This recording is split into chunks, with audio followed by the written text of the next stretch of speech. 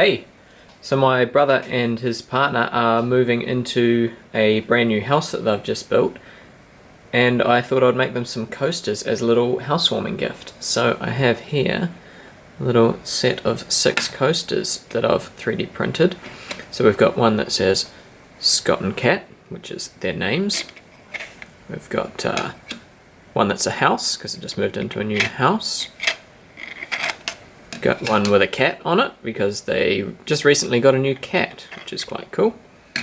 We got one with a smiley face because they're both very happy and smiley people. We got one with a heart, and we got one with some headphones on it because my brother is an audio engineer, so he spends a lot of time with headphones on. So yeah, these are all 3D printed. You can see they've got a bit of a texture on them. So instead of just a normal top infill pattern of the normal diagonal lines you get, I did Hilbert curve, which it goes kind of all over the place in the top infill and gives it this textured finish, which I think looks much nicer than the normal standard top infill pattern.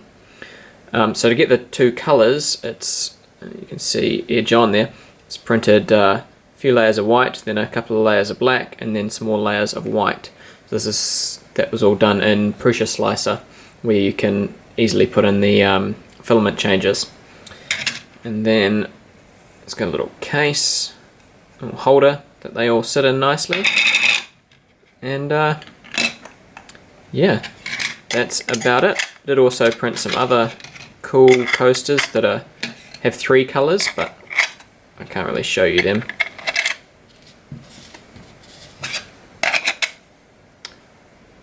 So yeah, great little gift idea, pretty easy to make, and came out pretty cool. I'm really happy with it. Oh, and also when you look on the side, it's got this cool little rainbowy pattern. Okay, thanks for watching. Hope you learned something.